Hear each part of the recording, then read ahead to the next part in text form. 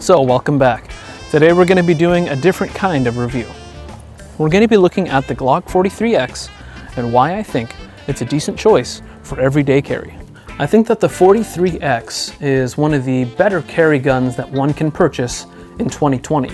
It's got a full-length grip. Now that is significant because you gain 4 extra rounds compared to the equivalent Glock 43.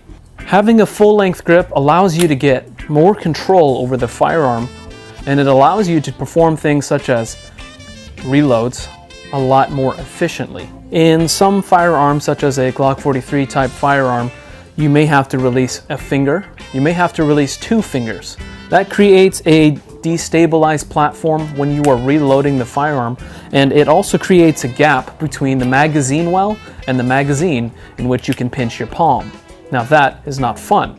While your finger is destabilized off of the grip, you could potentially shove the firearm out of your hand upon performing a reload. Now that's not something that you'd want to do under stress. In addition to that, the grip is a lot more comfortable. In fact, much more comfortable. Compared to a Glock 19 grip or any other Glock double stack grip, the 43X grip is incredibly comfortable for me. That is the size of my hands. I don't know what that means in terms of small, average, or large. I'm about 5'7", 5'10" on the internet, or 5'6" according to my wife. Now, having this smaller grip means I can get more grip around the grip. This means it has a lot more control for me. Recoil control for this firearm is a lot easier than a Glock 19. Now, I have not been able to go out to the range because all the ammo is at Corona prices. With that being said, upon my previous trips to the range, the firearm performed admirably. The slide finish is an NDLC. Now, this is very similar in performance to the old school Glock Tennifer finish. Now I'm talking about the frying pan Teflon coated finish. Upon moving to the Generation 4 finish, you find that it may scratch up a little bit more. It's a lot duller in color, and it doesn't perform as well to me compared to the newer Gen 5 or the older Gen 3 finishes. It does not show scratches to the same extent that the Gen 4 finish did. Now the trigger reset is typical Glock reset. With the Gen 5, you do have those recessed firing pin block plunger, and that aids in the trigger pull. It's very smooth, pulling it back. And when you get to the wall, it's crisp, typical Glock crisp, with a little bit less weight.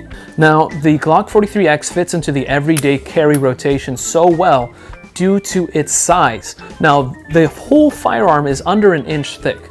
That is not much real estate taken up inside your waistband alongside the rest of the things in your pockets. Having 10 rounds on tap is acceptable to most people. And it also makes the firearm 50 state legal given a few things, give or take. When you look at it in the everyday carry perspective, it doesn't take up as much space as other firearms, yet it still accomplishes many of the other tasks that you would require a firearm to do. By this time, the Glock 43X and the Glock 48 MOS should have been out by now. That has a standard, non-standard rail at the bottom for mounting weapon lights, and it has a cut for slide-mounted optics. Now, if you're looking to trick out your firearm and do a faux-lens special for smaller guns, that's what I recommend getting.